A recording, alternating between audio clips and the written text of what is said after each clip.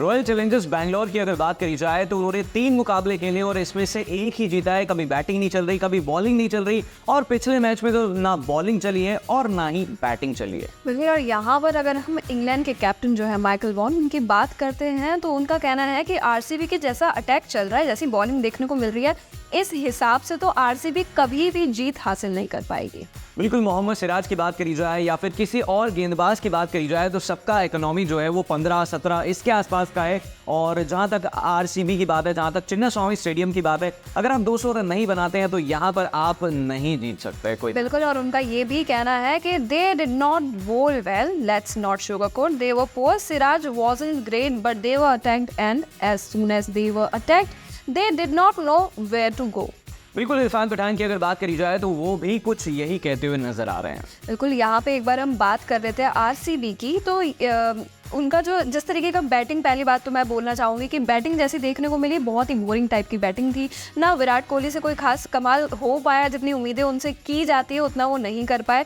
182 का टारगेट था और यहाँ पे कहा जा रहा है कि इतना कम टारगेट, माफ़ कीजिएगा, इतना कम टारगेट के बावजूद भी कुछ खास कर नहीं पाए, खेल नहीं पाए। बिल्कुल। अगर संजय मांजरेकर की बात करी जाए तो उन्होंने एक स्टेटमेंट दिया जो आप स्क्रीन पर देख रहे होंगे, और उनके कहने का यही मतलब है कि आप जो है जब एक्सपेंसिव शॉपिंग करने जाते हैं और आपका बजट 20,000 रुपये का होता है तो फिर आप उसमें कुछ ज़्यादा कर नहीं सकते हैं। वही हाल जो है फिलहाल रॉयल चैलेंजर्स बैंगलोर का है। बिल्कुल। और यहाँ पर जो है विराट कोहली की हम बात करेंगे तो कहा जा रहा है कि खेला उन्होंने ठीक ठाक ही था, लेकिन स्ट्राइक रेट जो थी कहीं ना कहीं केकेआर को जीतने में विराट कोहली की स्ट्राइक रेट ने मदद करी है। यहाँ पे 83 रन स्कोर था विराट कोहली का और 59 बॉल्स जो है उन्होंने ली स्कोर बनाने में।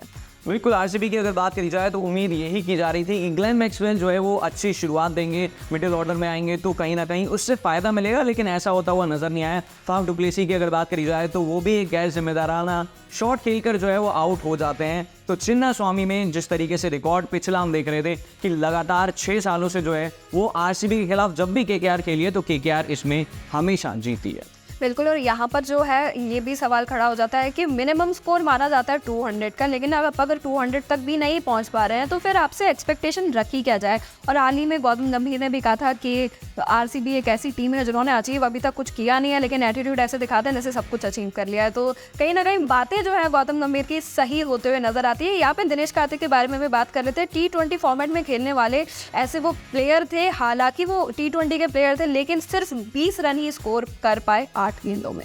बिल्कुल। जहाँ तक दिनेश कार्तिक की बात है तो 8 बॉल पे उन्होंने 20 रन स्कोर किए हैं और उनका अच्छा खासा स्ट्राइक रेट आया। तो बाकी अगर विराट कोहली की हम बात करें तो उन्होंने जो है वो 59 बॉलों में 83 रन बनाए। और अगर केकेआर के बल्लेबाजों पर हम अगर नज़र डालें तो फिल सॉल्ट हो और नारायण हो, ये सारे खिलाड़ी जो है वो कहीं ना कहीं 200 या फिर उससे ज़्यादा के स्ट्राइक रेट से खेलते हुए नजर आए। बिल्कुल। यहाँ पे हरभजन सिंह के बारे में भी बात कर लेते हैं। उनका कहना है you did not retain Chahal and Hasaranga.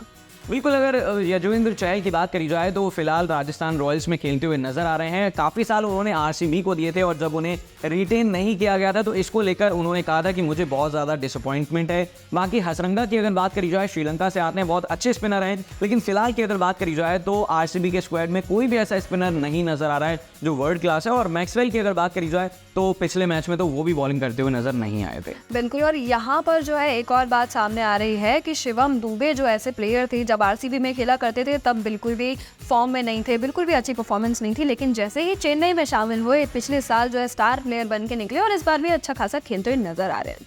बिल्कुल। ये कहा जाता है कि चेन्नई जो है वो खिलाड़ियों को बैक करती है, मौका देती है, और जब उन्हें बार बार मौका मिलता है तो वो परफॉर्मेंस अच्छा देते हैं। वहीं अगर बात करी जाए आरसीबी की तो बड़े बड़े खिलाड़ी हैं वो, जिसमें हेनरी क्लासन भी रहे हैं, ट्रेविस हेड भी रहे हैं और शिवम दुबे भी रहे हैं। तो सारे बड़े बड़े खिलाड़ी जो है वो इस फ्रेंचाइजी से खेले हैं, लेकिन फ्रेंचाइजी में कमाल नहीं कर पाए, लेकिन बाहर जाके जब टीम छोड़ दी तब बहुत अच्छा खेले हैं। बिल्कुल। और यहाँ पे एक और बात जो है सामने आ रही है। सुनील गावस्कर का कहना है कि विराट कोहली और ग्रीन जो थे वो शुरुआती में पावर प्ले के टाइम पे फील्ड पे थे और पावर प्ले पे जो अच्छे खासे रन्स बन जाते हैं, लेकिन यहाँ पे 6 ओवर्स में महज 60 रन ही बना पाए ये दोनों।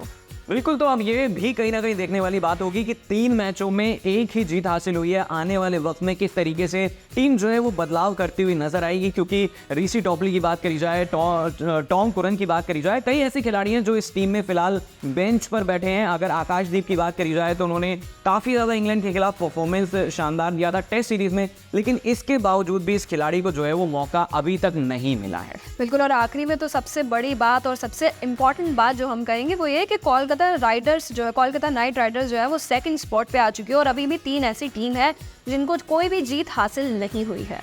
बिल्कुल, तो अब ये देखने वाली बात होगी कि अगर चेन्नई की बात करी जाए जो अभी तक एक भी मैच नहीं हारी है, राजस्थान रॉयल्स की बात करी जाए ये भी मैच नहीं हारी है, और केकेआर भी अभी तक कोई मैच नहीं हारी है, तो क्या इन्हें जो है वो कोई टीम हरा पाएगी या फिर यही टॉप 3 जो है वो हमें नजर आएंगी पॉइंट्स टेबल में।